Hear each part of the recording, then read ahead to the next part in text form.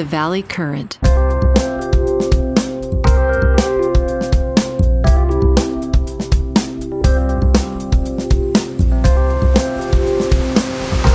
Hello, Jack.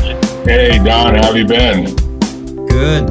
Well, you're looking great, man. So the loud culture is making you younger every day, isn't it? I better believe it. You better believe it. Yeah. You've been there for a while, right? Haven't you? Where? In Laos. At the moment, I'm not in Laos, actually, but I've spent enough time there to enjoy the everything, pretty much. Enjoy the country. I thought you were resident there. Have you decided to move back to the UK? No, I travel all over the world. I've been since I saw you in Laos. I was in Florida, USA for about 6 months, and in Europe, and now I'm in Israel. Israel. Oh, okay. Yeah. Which is home? Is Israel now home? The world is home. So nice. I'm at the moment here to pursue this new business that I was telling you about. So I need to be here here's where the technology is. And so we're developing the technology and bringing it forward. So I'm spending a few months here, and then the next place would be where the next customer is going to be. Wow, you are the flexible digital global traveler then, right? The digital nomad. Is that what you would call yourself?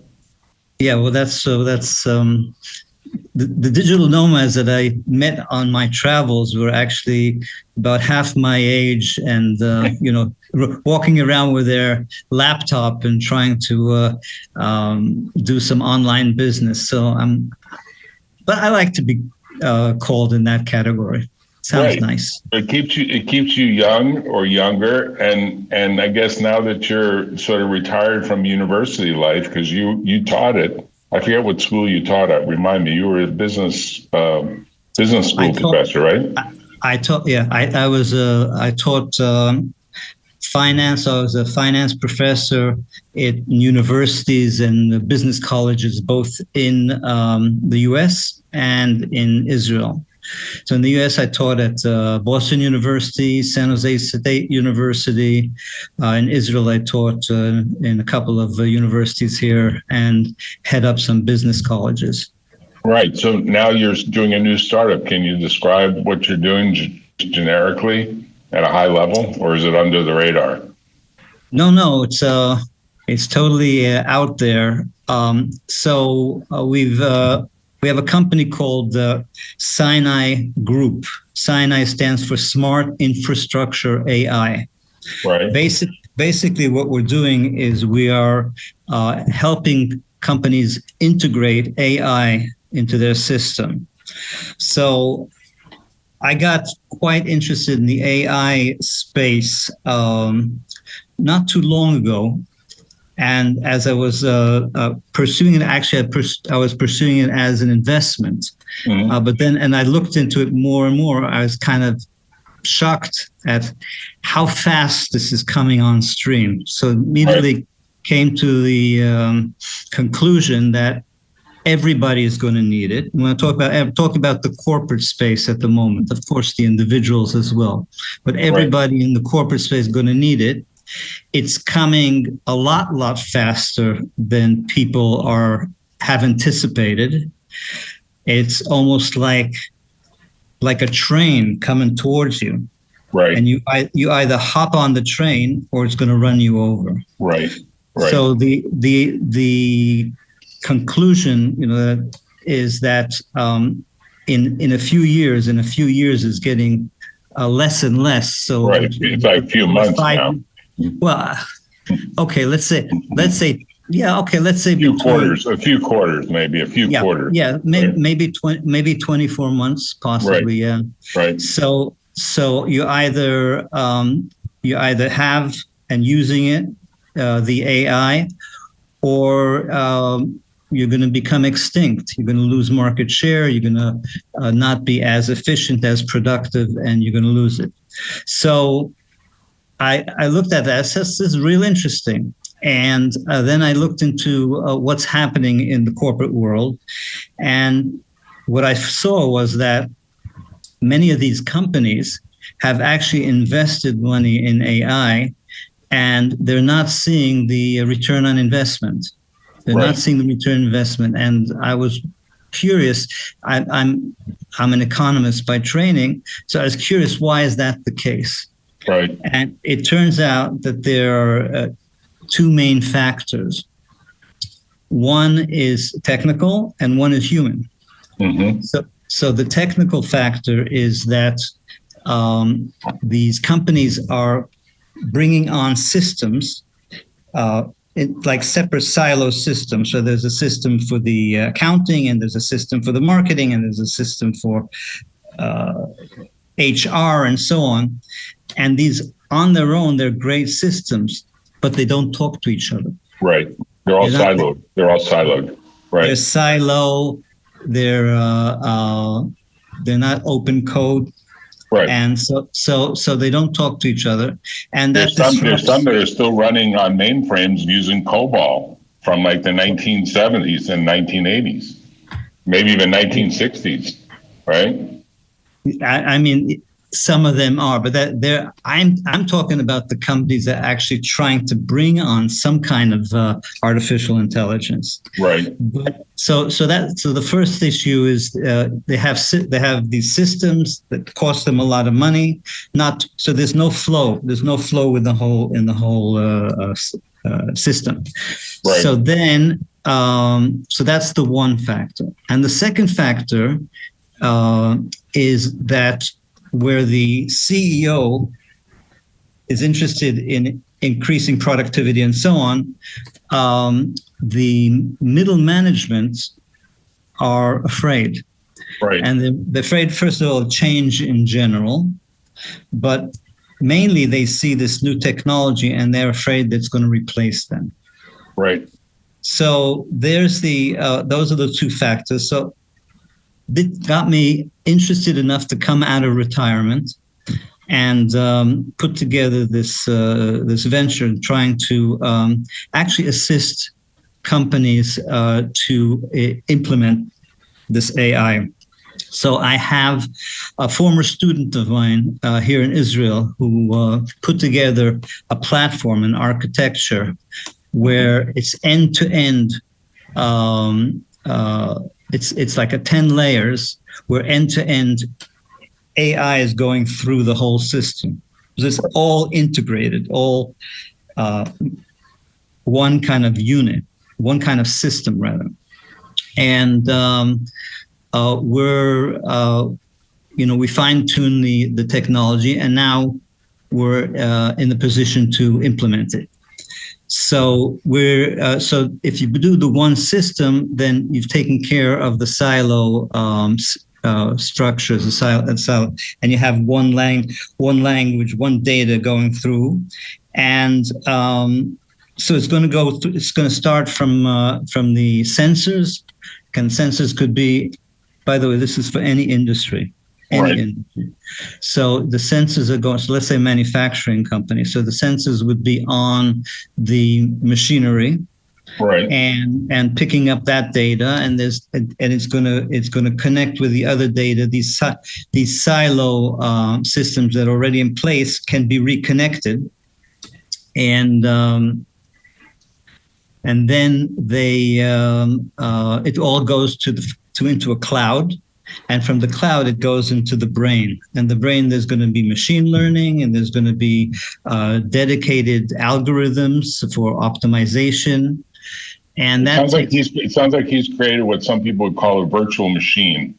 Like he's created something that can be abstracted from, if it works anywhere, service business, manufacturing business, anything. It sounds like he's created something that has sort of an abstraction layer to it that enables it to apply almost anywhere, which would be a major innovation in and of itself, because most of these middleware companies, I think they're called, that are trying to link the ERP system into the CRM system, and a CRM system with the ERP system into the, marketing system. Like, they'll basically are taking all these existing systems and trying to plug them into each other. And then oftentimes the projects fall apart because one thing or another, whether it's the people or the technology, or sometimes it's even, third parties, outside stakeholders that get in the way, because there can be a lot of behavioral change that's required as well.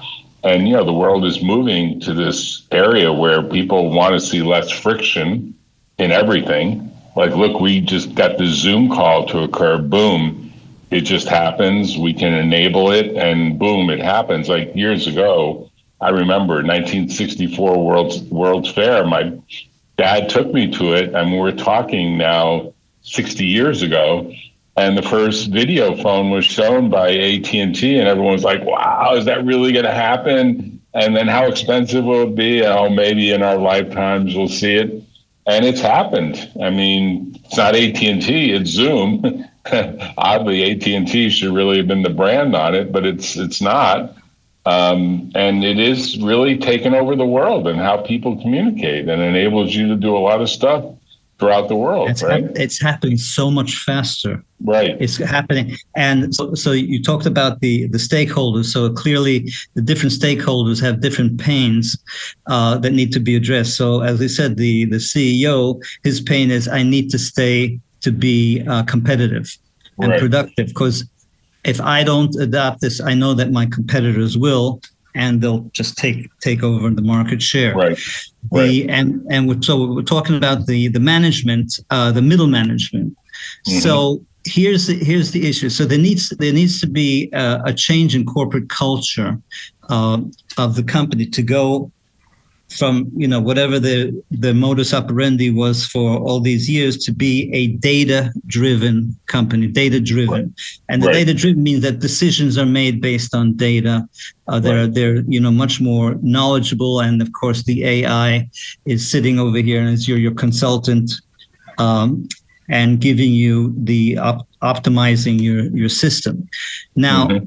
The point of the middle management that fear of being replaced, I would argue the following, that the people that don't adopt the AI and don't learn how to use it, those will be the people that will be replaced. Right. The people, those middle management that are able to adopt and learn to use the AI will first of all infinitely increase their productivity. Right. If they infinitely increase their productivity, they become much more valuable to the company and to the industry. So not only they won't be replaced, they'll be sought after. They'll be run after, and so the people that are able to work, in fact, their value added is going to increase dramatically, and their compensation along with that. Right. So to come back to what we're doing, so our one level is the introduction of the technology and supervising its integration. The next level is on the corporate culture side. And here's where my experience as an educator, and I also, mentioned to you in the past, I also did another degree in therapy and so on. So I have these tools to go in and train the management and train and help them change the corporate culture and help these middle managers feel comfortable enough to use the new technology and progress accordingly. So what we're offering is you help them get over their future shock. Remember that book years ago called Future Shock? We all read it and said, maybe this will happen. And the guy was right on. I mean, he was correct. And you're now actually helping people make the transition and accepting that it's a new world and we are going to have AI assistants and we are eventually probably going to have super intelligent AI assistants as well, right? Well, I think the general intelligence is that, I mean, they say it's going to be in 2 years. I think it's here already. I think they're just not publicizing it. It's the speed of this progress is inevitable because of the competition. It's competition between the AI companies and the competition with China. Right. And they, it's the competition that's going to push this thing forward at the speeds that it's been going now and only progressing from here. So I see. So where if you had a period of labor doing their thing, labor now is so now the AI is capital.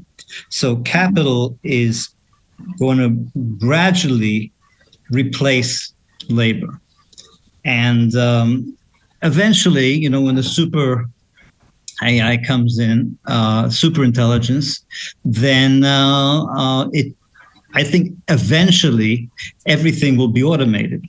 However, I believe that there is a in-between period, which could be years, where there's going to be a combination of capital or AI with humans, and this is the window that I'm trying to address with these clients. Right. So what I'm just curious, because you're a very learned person. What do you think Karl Marx would say if he were alive today?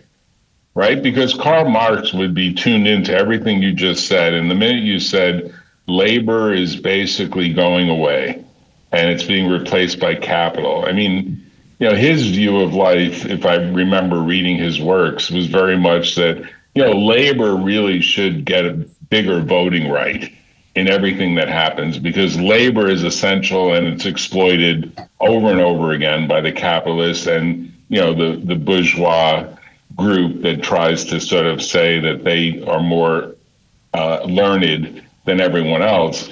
And the truth is, his view of life was very associated with the working class labor that was killing itself to sort of produce for others that, of course, Marx felt the distribution of the outcome of that labor output was unfairly distributed back. And now we know, the most recent report I saw was that the super net worth, which I always thought was north of 100 million net worth, but they tell me it's only 30 million in the graphs, and that there's a total in the US of 500,000 people that have net worths above 30 million. I would have guessed it would be more like 5 million, frankly. But of course, my vision is distorted by Silicon Valley, where it seems like everyone has a house that's worth more than $30 million. If you look at some of the real estate sales.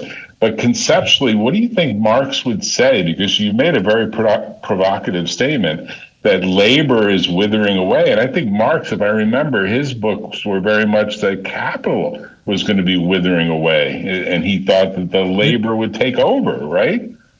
Well, I'd make the following argument that Karl Marx, his philosophy was in reaction to the Industrial Revolution, right, which was the first introduction of a major introduction of capitalism, and then the friction with labor and so on. Right.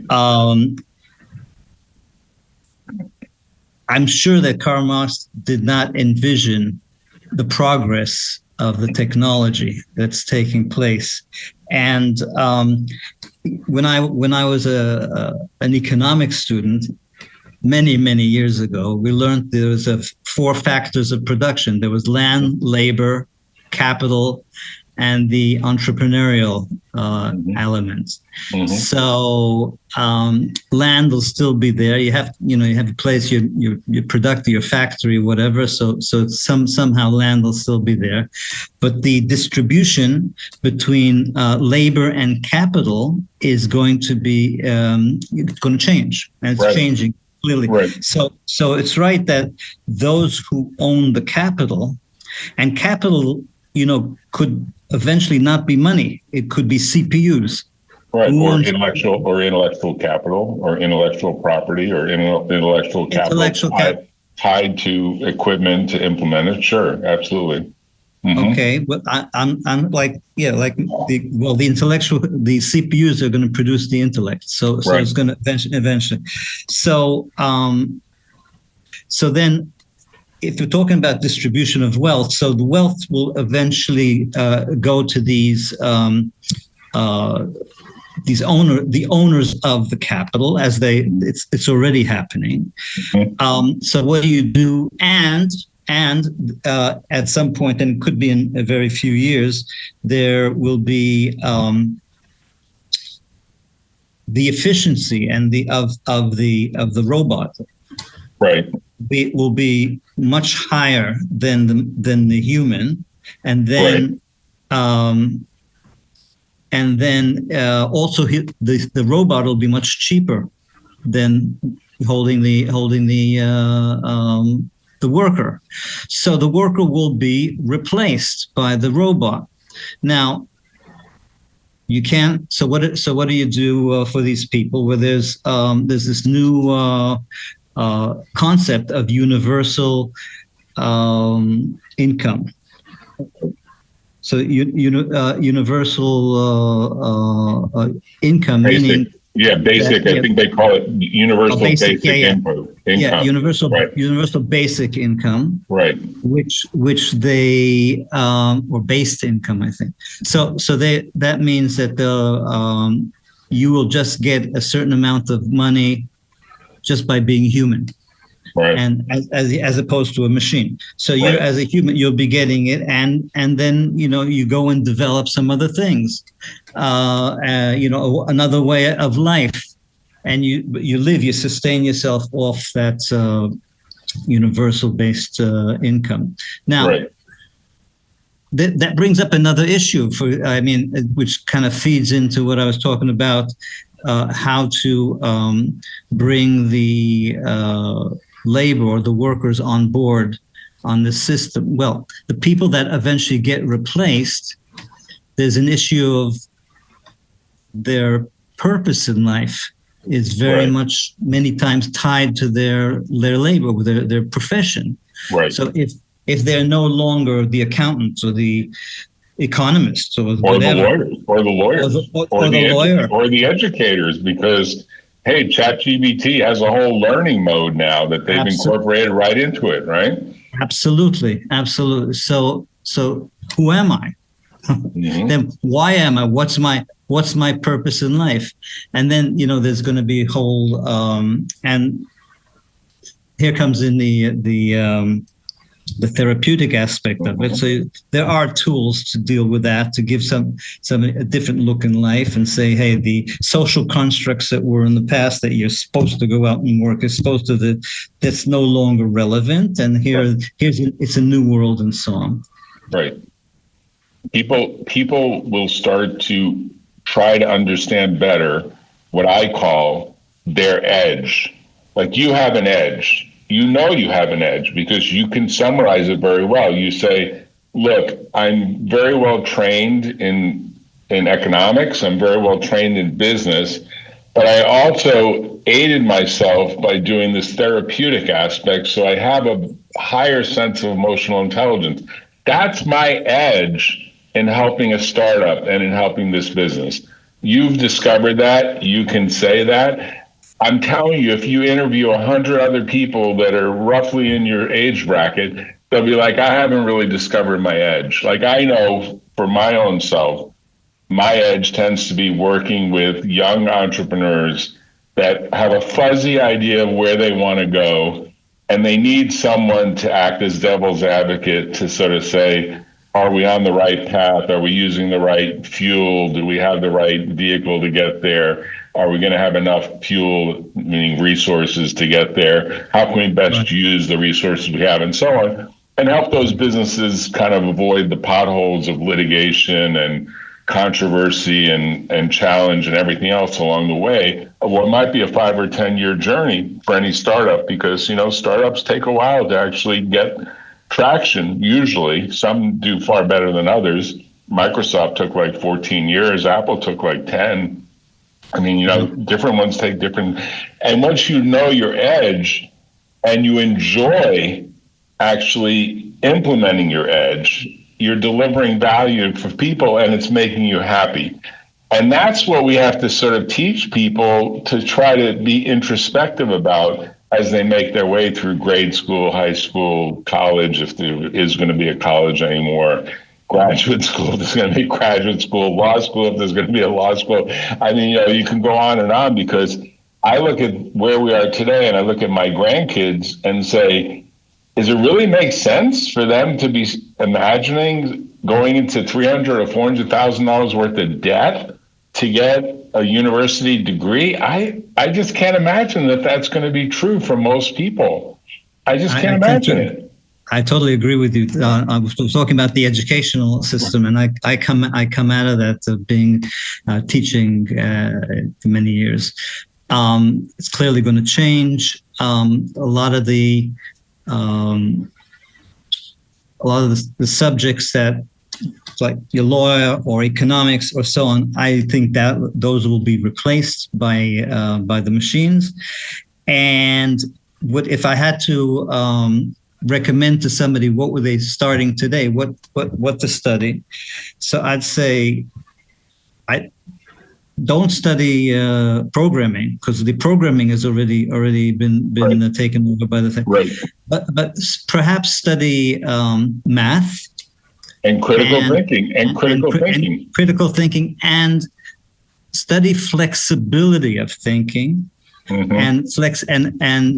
and strengthen your ability to adjust and to readjust, because what you think, you start studying, in 3 years it'll be a machine doing it. So your ability to keep on moving, and so on and so forth. Yeah, you have to be extremely adaptable in a world that's changing almost every year, really. It used to be every 4 years. We got into this 4-year rhythm, because it's 4 years of college and maybe 4 years of graduate school and maybe another 4 years of postgraduate kind of work.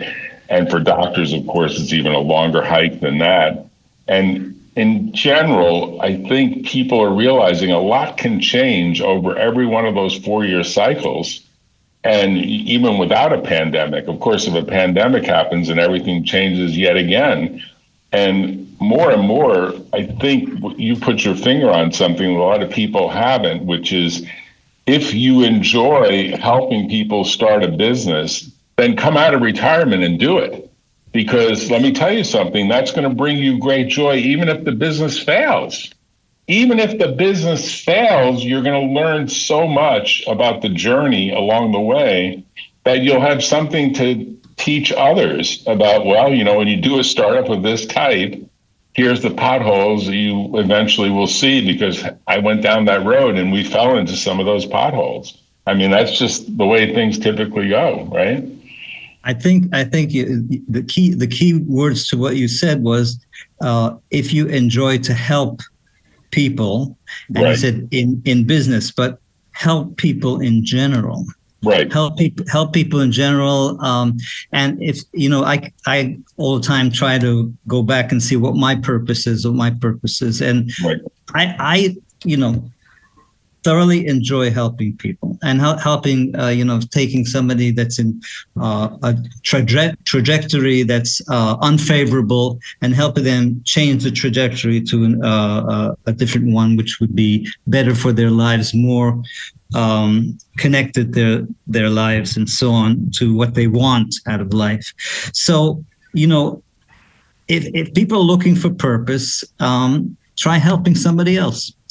And you'd be surprised, at least I'm always pleasantly surprised how wonderful it feels. I mean, you and I met in Laos, where I was talking about a project that I was working on over there. And, the help that I've been given over there makes me feel very good.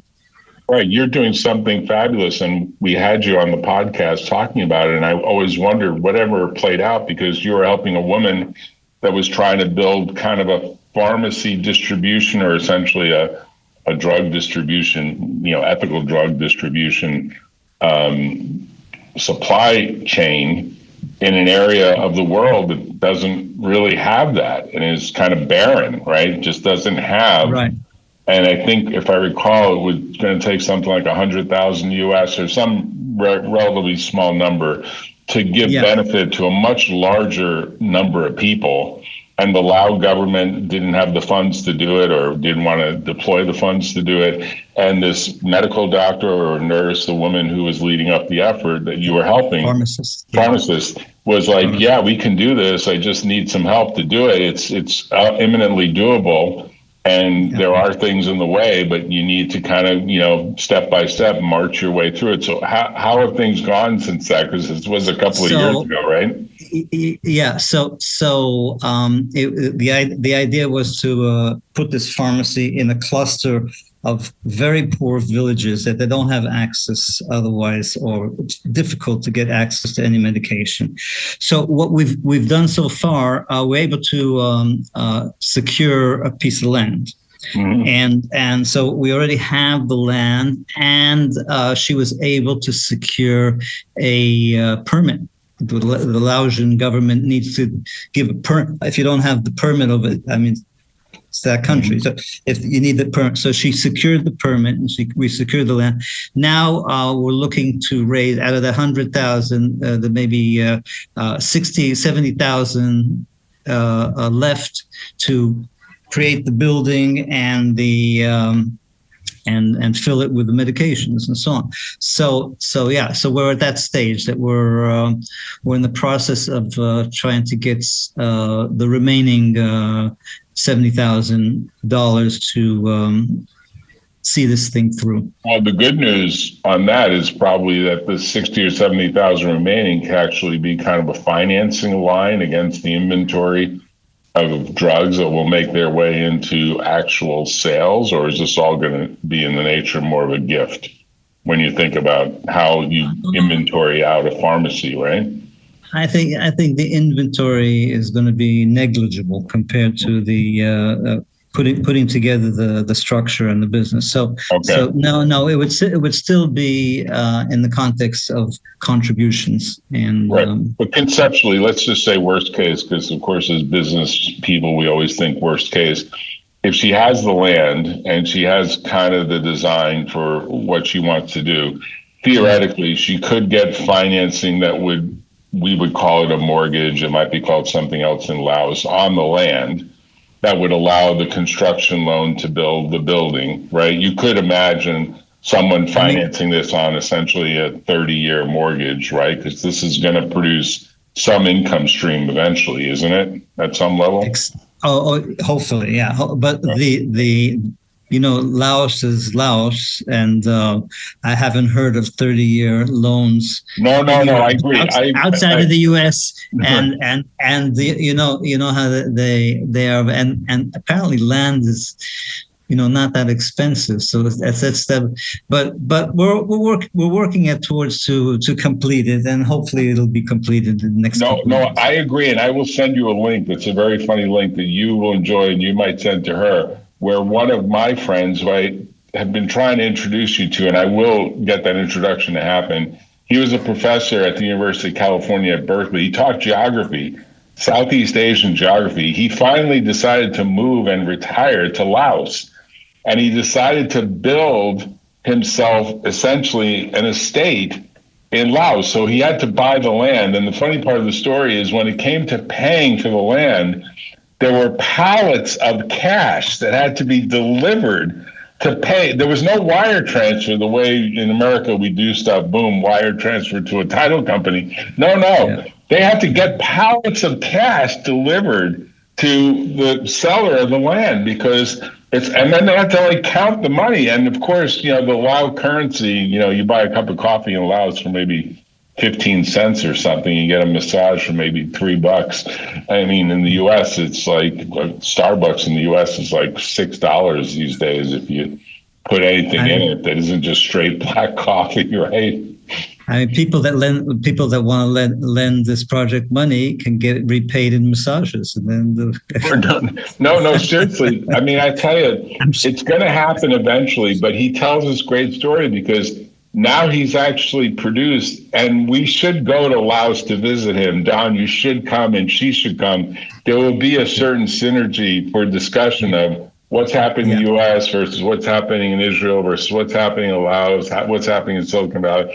But the interesting part is he talks about how much, I mean, he did this in his 70s. He didn't do this as a young man, and his wife died, and he decided he was going to retire in life. He's got a beautiful estate. It's gorgeous. I've been there. It's right on the river. It's just absolutely amazing, right? And he tells a story of every aspect of this. In the U.S., it would be like one button. And in Laos, it's like a million pieces of paper with a million different stamps and a million different aspects to get something done, but he's done it, and it's almost over. And the funny part of the story, the punchline of the story, is he didn't realize that his neighbor had sold the neighbor's land, and they're building a big hotel next door. And he thought he had this private estate, and now he's realizing he's actually probably in more of a commercial district that's going to become full of hotels, and he's questioning whether he's going to get the degree of privacy anymore. Maybe a while before this hotel is built, but apparently there's a lot of land along the river that's ripe for people to build hotels on, and Laos is becoming a bit of a destination resort kind of place, right? Yeah, well, Lopobang we're talking about. They're it's one of those things that there's these fancy areas, and then there's a huge desert, not quite desert. That's not a desert, but that's non-visited by tourists, and it's quite a large area. So, I mean, the project that we're trying to put in is one of those areas that never gets visited. But the one reason for connecting Bob is I do think Bob has a charity that runs through a 501c3. And some of the people that listen to this podcast, particularly if I say, okay, we'll figure out a way to get her at least $5,000 as a charitable contribution through the 501c3, and maybe we'll get some other people from Silicon Valley to do the same, because it is a good mission that you're sponsoring. You put a lot of free time into it. She is trying to do the right thing. Bob is a bit of a philanthropist, and he does have this charitable trust that he's working through, and it does connect through a 501c3. And I think that's the thing that will enable her to bridge, with your help and mine, what her goal is, because her goal is very worthy, and it is going to bring a lot of joy to anyone that gets involved with it, because it's brought a lot of joy to you already. I saw you with her, and she was very genuine in wanting to do the right thing, and she is doing the right thing. And those are the people that you really want to help in this world, because they do deliver a lot of value to people that would otherwise have to struggle. And that's going to make a big difference to a little tiny part of the world that is not on most people's radar. It just isn't, right? Well, I'm just saying that people who might be looking for a purpose, here's an example of something that fulfills me, and obviously you too, because you're also helping people and helping young entrepreneurs and so on. Can I want to make coming back to the business for a minute. I want to make an offer to people who might be more interested in what I've been talking about. Okay. And what we do is we do case studies on companies. Right. And in the case studies, and this is case studies before we get any private data, we do the case studies on public data. Right. And the point of the case study is to demonstrate, if you bring in the AI system, this is what you're going to benefit from. And exactly do an ROI analysis, and you can see. So there's like a distribution company who we did it for. So we showed that how much they can save on their warehouses and on their truck fleet and so on.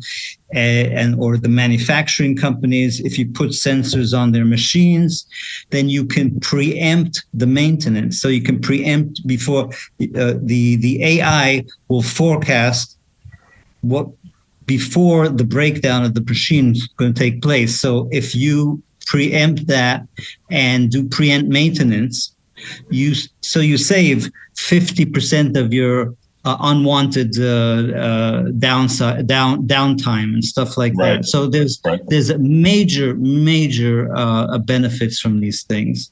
So what I'd like to do is, with your permission, I'll tell them how to get in touch with me. Yes, please. And the name of the company, the startup that you're supporting. What's the name of that? What's the name of that company?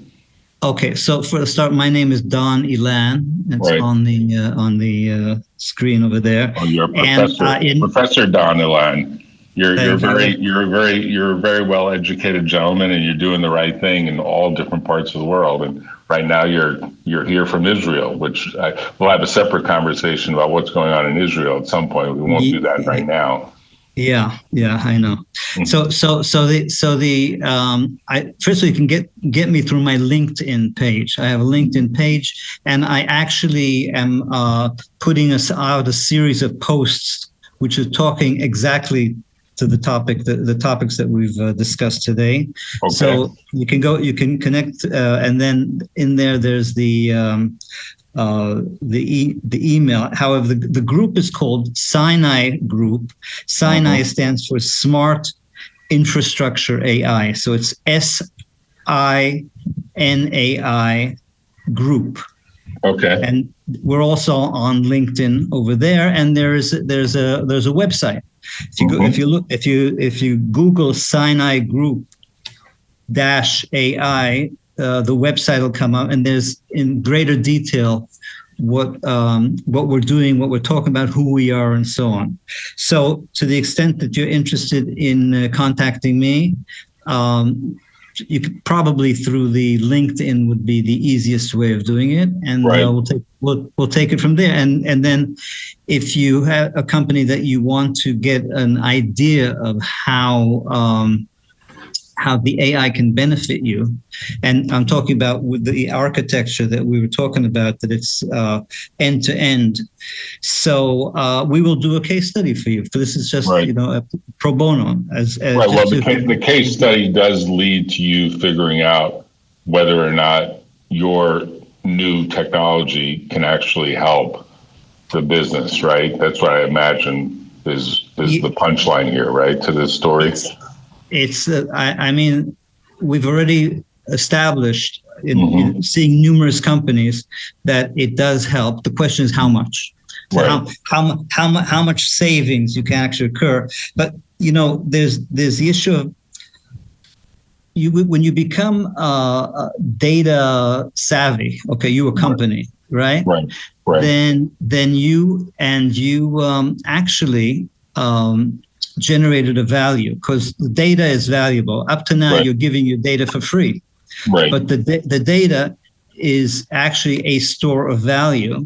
And once you've become like a company that has the ability to forecast when a machine will break down, then if you're a company that's producing machines, you can offer your client not only the machine, but also the service. We will service the machines for you, and we will find the preemption of the maintenance to preempt breakdowns. And by doing that, we will guarantee that your downtime will be significantly less, and so on. So so they'll be using it for themselves, but they can sell it as a service to their clients. So they can generate. And I would think you're much less expensive, both on the case study as well as on the actual technology, than a big player like Accenture or the big four accounting firms that are trying to do stuff like this as part of their consulting teams, because they tend to really charge big numbers. And of course, there's like hundreds of other companies too that are doing stuff like this, and whether they can pull it off or not is another question, right? Because they tend to not be really steeped in AI. They're learning it fast, but they're not necessarily AI first companies. They're people first companies, right? That's the point. First of all, the technology, everything is so new that everybody's trying to play catch up and so on. So in terms of the preliminary case study based on the public information, I'm doing that for free. I'm doing that just as a gesture to show you what can be done. Right. Then if we have a deal, of course we come in and then we do a thorough investigation based on your internal data, and then we can find out how much the whole thing costs, because it's going to be, you may, if you don't have the sensors right now, then you may have purchased the sensors and so on, and what you have and what you don't have, and then that'll create the business. We are a service, so we don't manufacture things, but we service. We're like a contractor that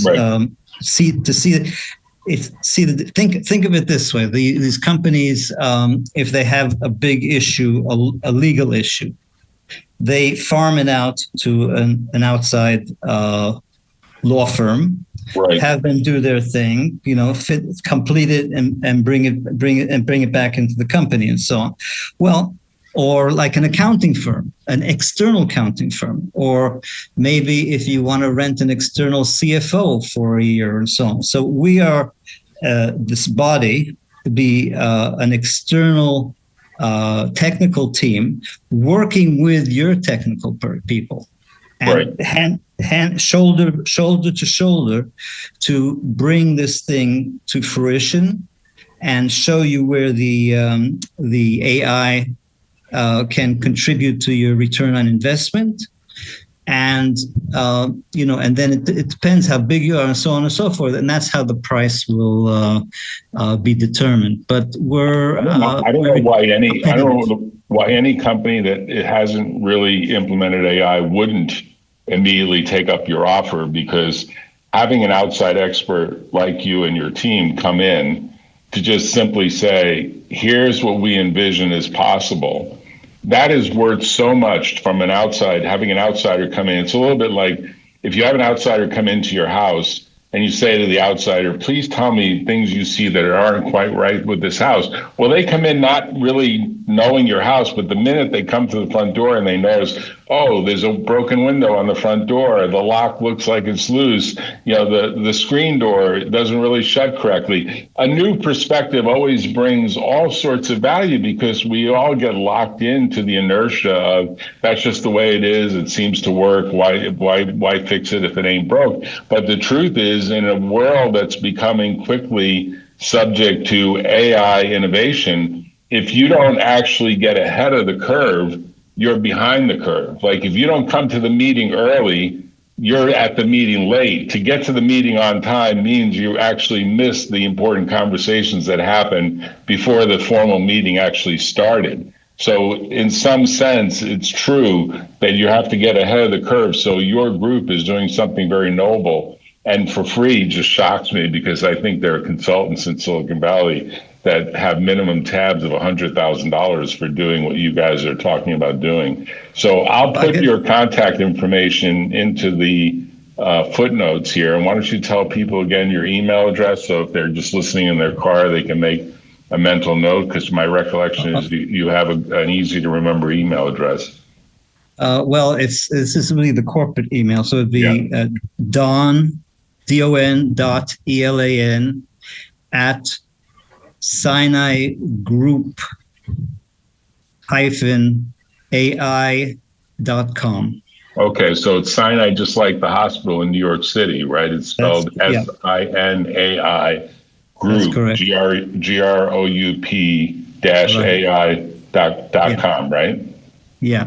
Okay, Don, I got to go, but I'm going to connect you up with Professor Bob Acker, and we'll figure out a way to help this other charitable cause that you're doing, because I think it's quite noble.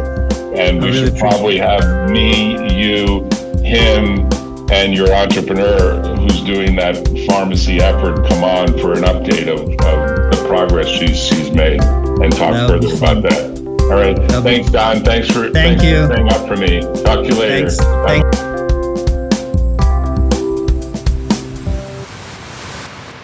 Tune in next time on The Valley Current.